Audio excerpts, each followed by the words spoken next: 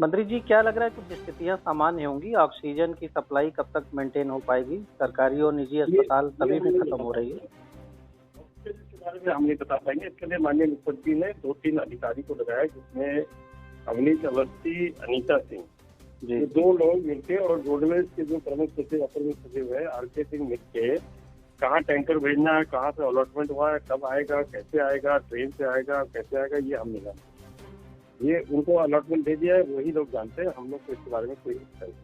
अच्छा, अपनी में से किसी से नहीं बात है। बेड की भी कुछ क्षमता बढ़ रही है अगले कुछ दिनों में, क्योंकि बेड की क्षमता तो रोज बढ़ रही है। तो 20, 30, 50 ऐसे करके हर जगह कुछ न कुछ बढ़ ही रहा है। पीजीआई में है, केजीएम में है, आरएमएल में है। अब तो पंजाब ग्रामीण में चल ही क्षेत्रों रहा है। से भी मरीज आने लगे हैं, जनपदों से मरीज आ रहे हैं खूब, और कोई हाँ, तो वहाँ एडमिशन भी नहीं बेड मिल हम लोग बढ़ा रहे हैं। वहाँ भी जहाँ मेडिकल कॉलेज है वहाँ उनको एक्टिवेट कर दिया। जहाँ हमारा व्यवस्था है L2 का, वहाँ जितना भी हमारे पास पहले से मशीन रखे थे उसको हम लोगों ने तैयार कर लिया है।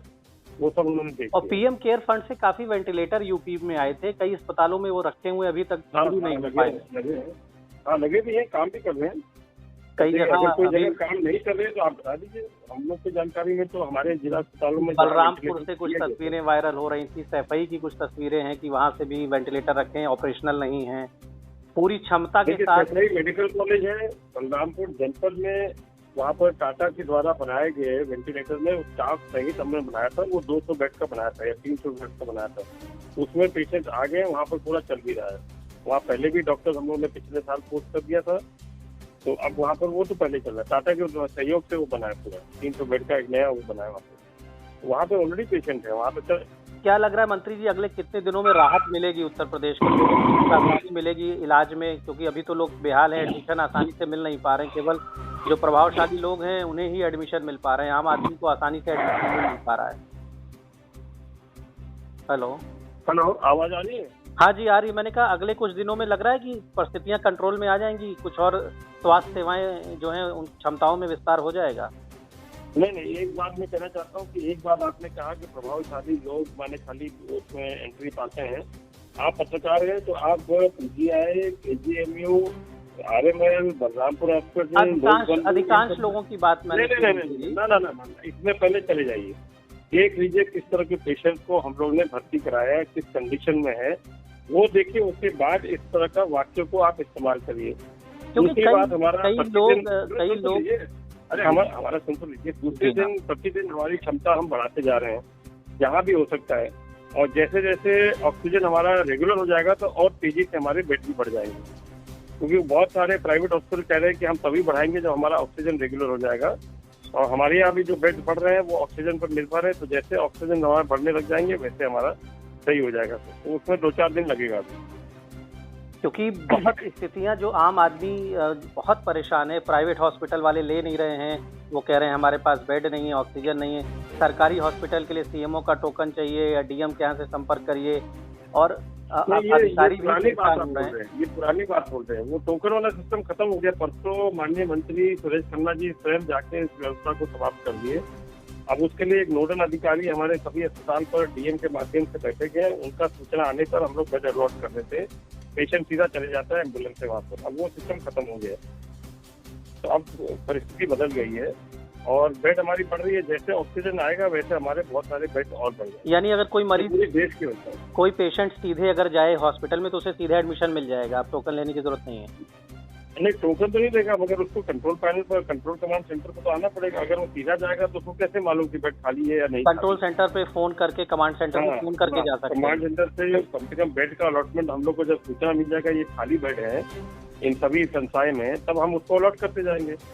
और ज्यादा मारामारी ऑक्सीजन वाले बेड के लिए L1 बेड तो हमारे पास बहुत है, जो आइसोलेशन वाले बेड तो पहले भी रखे थे। उसमें तो कोई नहीं जाना चाहता है। उसमें कहते हैं साहब उसमें जाके क्या करेंगे, हमको तो ऑक्सीजन चाहिए।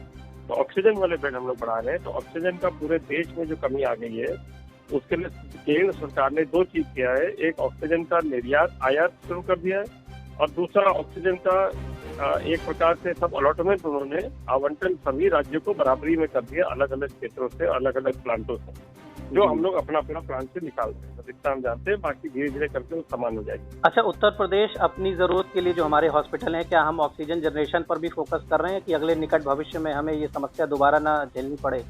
अपनी जरूरत की ऑक्सीजन हम तैयार हम लोग कर रहे हैं। करीब 8 या 9 मेडिकल कॉलेजेस ने अपना ऑर्डर दे भी दिया है। करीब 10 या 11 हमारे स्वास्थ्य सेवा में जो जिला अस्पताल मंडलीय चिकित्सालय उसका ऑर्डर पहले से हमारा पेंडिंग है, जिसका हमने दे भी दिया था। जनरेशन प्लांट अपनी जनरेशन प्लांट हो इतने पर्याप्त हमारे पास। हाँ वही जनरेशन प्लांट, वही ऑक्सीजन प्लांट। अभी हम लोग और ऑर्डर दे रहे हैं। आज ही के दिन हमारा ऑर्डर और जा रहा है, 10-12 और ऑर्डर जा रहे हैं। पहले की पेंडिंग है, उनको हम लोग बुला दे रहे हैं। अच्छा, एक रेमडेसिविर इंजेक्शन को लेके बहुत हल्ला मच रहा है और ये कहा जा रहा है कि जो नॉन कोविड में पेशेंट हैं, जो सांस के मरीज हैं, जिनका फेफड़ा कमजोर है, अगर उन्हें, क्योंकि रेमडेसिविर को आपने प्रतिबंधित कर दिया है, केवल कोविड हॉस्पिटल में ही उपलब्ध हो रहा है, नॉन कोविड में रेमडेसिविर की सप्लाई नहीं दे रही हैं कंपनियां, डिस्ट्रीब्यूटर नहीं दे रहे हैं, लेकिन वहां पर अगर सांस के मरीज हैं, उनके लंग्स कमजोर हैं और उन्हें रेमडेसिविर की जरूरत है और सिम्टम होते हुए भी वो रिपोर्ट्स में, जांच में वो पॉजिटिव नहीं आ रहे हैं, लेकिन उनकी जान बचाने के लिए रेमडेसिविर तो नहीं मिल पा रहा है। उसमें दो चीज आप समझ लीजिए। पहले आप दो चीज समझ लीजिए। केंद्र सरकार बार बार ये एडवाइजरी जारी कर रही है सोशल मीडिया पर भी और सभी राज्यों में सभी डॉक्टर्स को कि इसको अनावश्यक इस्तेमाल नहीं करना चाहिए। ये एक्सपेरिमेंटल पर चलाया गया था 2007-8 में। हेपेटाइटिस सी के लिए बहुत कारगर नहीं हुआ। 2014-15 में इसको कुछ और अन्य बीमारी के लिए इस्तेमाल किया, बहुत ज्यादा नहीं हुआ। फिर पिछले साल थोड़ी बहुत इसकी चर्चा चली कि रेमडेसिविर से आपका कोविड पर कंट्रोल होता है। ये बिल्कुल गलत बात है। कोविड पर कंट्रोल नहीं होता है, मात्र इसका 1-2 दिन और खतरा टल जाता है, उससे पूरा समाप्त नहीं होता और इसका इफेक्ट आपके लिवर पर भी होता है। एक बात। दूसरी बात, अभी जो रेमडेसिविर का आवंटन केंद्र सरकार ने सभी राज्यों के लिए बराबरी में कर दिया है। आज हम लोग को सूचना मिल रहा है 1,22,000 हम लोग को उपलब्ध होगा। अलग अलग कंपनियों के नाम दे दिए, हमारा परचेज ऑर्डर चला भी गया उन कंपनियों को और उनका सप्लाई शुरू हो जाएगा कल से ही। मंत्री जी, जो नॉन कोविड पेशेंट है, अगर उन्हें फिजिशियंस एडवाइस कर रहे हैं रेमडेसिविर, तो उनके लिए, उनकी जान बचाने के लिए अगर उसका रोल है, एंटीवायरल ड्रग है, कैसे उनकी जान बचेगी अगर उनको जो नॉन कोविड में इसको प्रतिबंधित कर दिया गया है? जो रास्ता उनके लिए भी निकाला जाए। जो रेमडेसिविर जो अभी आ रहा है हमारे पास, वो हमारे मेडिकल कॉलेजेस और हमारे चिकित्सालय सरकारी उसमें जाएगा। जो अस्पताल हमारे आयुष्मान भारत के रेट से जुड़े हुए हैं, उनको भी हम दे सकते हैं डॉक्टर के एडवाइस पर। जो अस्पताल हमसे जुड़े नहीं है मगर प्राइवेट तौर पर सीधा पेशेंट को रख रहे हैं, उनका उस कॉस्ट के अंदर उनका रेमडेसिविर भी है, तो उनको खुद ही प्रबंध करना पड़ेगा मार्केट से। ये व्यवस्था है बस। अच्छा मंत्री जी, जैसे महाराष्ट्र में काफी दिनों पहले ही ज्यादा केसेस आ गए, क्या लग रहा है कुछ हम लोग लेट हो गए हैं? क्योंकि अब तो इतनी कैजुअलिटीज होने लगी, कहीं ना कहीं कुछ देरी हुई और पिछले साल की जो तबाही थी उससे हमने सबक नहीं लिया अपने अरेंजमेंट्स को मजबूत करने में, व्यवस्थाओं को सक्षम बनाने में। हम देरी हो गई उत्तर प्रदेश से। उत्तर प्रदेश में देरी नहीं हुआ, पूरे देश में देरी हुआ, क्योंकि पूरे देश को ये मान के चल रहे थे कि अब कोविड हमारा खत्म हो गया है। हर जगह ये समस्या आ गई थी। उसके बाद फिर एकदम से जब महाराष्ट्र में शुरू हुआ, पंजाब में शुरू हुआ, दिल्ली में शुरू हुआ, वहां से लोग होली के लिए आने लगे, अपने गेहूं की कटाई के लिए आने लगे और पंचायती चुनाव के लिए आने लगे, तो उत्तर प्रदेश में एकदम से बवाल आने लगा और इसी में आपका जंप किया सारे फिगर। क्योंकि दुनिया के कई देशों में तो सेकंड वेव और थर्ड वेव आ ही गई थी। सेकंड थर्ड वेव दुनिया के कई देशों में आई। हमारे जो शीर्ष वैज्ञानिक संस्थान हैं, चाहे हमारे केंद्र की संस्थाएं हों या राज्य के हमारी जो एक्सपर्ट कमिटीज हैं, क्या उन्होंने कोई सरकार को चेतावनी नहीं दी, कोई एडवाइस नहीं दी कि आने वाले दिनों में हमें तैयार रहना चाहिए? ये तो गवर्नमेंट ऑफ इंडिया जानती है, हम लोग को इसके बारे में नहीं जानकारी कि अगर ICMR ने कोई चेतावनी दिया या कुछ इस तरह का इंस्ट्रक्शन दिया तो वो तो गवर्नमेंट ऑफ इंडिया वो जाने।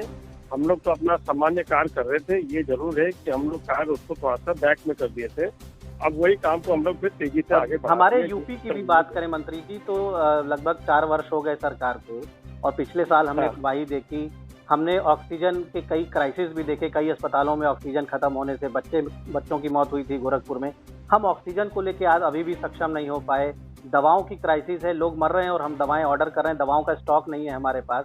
उत्तर प्रदेश ये जो दर्द झेल रहा है, वैसे तो दर्द पूरा देश झेल रहा है, पूरी दुनिया झेल रही है, लेकिन उत्तर प्रदेश में एक मजबूत सरकार है, इतनी पूर्ण बहुमत की सरकार है, और ये बड़े फैसले समय रहते क्यों नहीं हो पाए? इतना डिले क्यों हुआ? आप स्वास्थ्य विभाग के मुखिया हैं। ऐसा है कि इसमें कोई डिले कहीं भी नहीं हुआ। हमारे बहुत सारे प्लांट, ऑक्सीजन जनरेटिंग प्लांट पहले से ही लग रहे थे और लग भी रहे हैं। बीच बीच में कुछ न कुछ लगते रहे, जैसे जैसे ऑर्डर प्लेस हुआ वैसे लगते रहे। गोरखपुर की आप बात कर रहे हैं, उसमें लापरवाही हुई थी, उसमें कोई ऐसा नहीं था। जिस डॉक्टर ने लापरवाही किया उसके खिलाफ अभी देखिए मुकदमा दर्ज लोहिया किया गया, संस्थान में उसको कई जेल भेजा मरीज गया। मर गए, लोहिया संस्थान में कई पेशेंट मर गए ऑक्सीजन वो वहाँ पे। गलत है, वो आपको सूचना गलत है और बहुत देर में आप ये बात कह रहे हैं। वो तो 4 दिन पहले उसकी पूरी जी। इंक्वायरी होकर सामने भी आ गया। वो आपकी खबर पूरी तरह गलत है। सरकार ने उसका खंडन किया है। कहीं भी हॉस्पिटल में लैक ऑफ ऑक्सीजन से हमारे किसी भी व्यक्ति अभी नहीं मरा हुआ है उत्तर प्रदेश के अंदर। मेयो हॉस्पिटल में कहा जा रहा है कि मरीज ले जाइए, ऑक्सीजन नहीं है। कई गवर्नमेंट हॉस्पिटल में भी दिक्कतें, ऑक्सीजन की शॉर्टेज बनी हुई है। नहीं, गवर्नमेंट हॉस्पिटल में तो हमारा है, गवर्नमेंट हॉस्पिटल ही संभाला हुआ है। प्राइवेट हॉस्पिटल का हम लोग नहीं बता पाएंगे। हमारा गवर्नमेंट हॉस्पिटल में ऑक्सीजन का अभी पूरी तरह से है, और चाहे वो आपका मेडिकल कॉलेजेस हो, चाहे पीजीआई, केजीएमयू, आरएमएल, बलरामपुर, लोक बंधु, इसमें हमारे सब है। और इसी तरह के छोटे बड़े हमारे अस्पताल सरकारी पूरे प्रदेश में उनके पास पर्याप्त मात्रा में ऑक्सीजन पहुंच रहा है। वहाँ कोई दिक्कत नहीं है। प्राइवेट का हम नहीं बता पाते। अच्छा, पिछली साल आरटीपीसीआर जांचों की रिपोर्ट आप 24 घंटे में दे रहे थे, इस बार कई दिन लग रहे हैं। 24 रिपोर्टिंग भी स्लो है। अब पिछले बार अगर आपके पास 2000 केस आते थे, तो इस बार आपके पास 25,000 केस आ रहे हैं। इस बार आपके पास 35,000 केस आ रहे हैं प्रतिदिन। तो उतना फर्क नहीं पड़ेगा। पिछले बार तो आपका मैक्सिमम ज्यादा से ज्यादा 5 से 6,000 ऊपर गया था।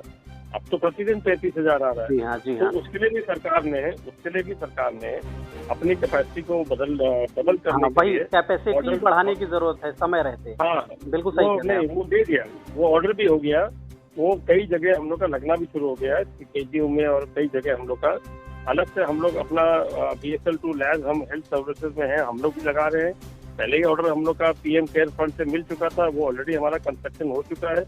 ये सब पाइपलाइन में था, ये ऑलरेडी शुरू भी हो गया। तो अगले, आप मानते हैं कि अगले 3-4 दिन के अंदर स्थितियां थोड़ी बेहतर हो जाएंगी उत्तर प्रदेश के अंदर? बिल्कुल बेहतर हो जाएंगे, बिल्कुल बेहतर। लोगों को एक फोन करने पर उन्हें एम्बुलेंस भी मिलेगी और बेड भी मिलेगा, ऑक्सीजन भी मिलेगा, इलाज भी मिलेगा। हाँ, मिल जाएगा। अभी 4 दिन लगेंगे लगभग आपके हिसाब से? हाँ, 3-4 दिन में हो जाना चाहिए सभी। चलिए, बहुत बहुत धन्यवाद मंत्री जी। हम उम्मीद करते हैं कि अगले 4 दिनों में उत्तर प्रदेश की दशा सुधर जाएगी, बेहतर हो जाएगी। धन्यवाद आपका। धन्यवाद।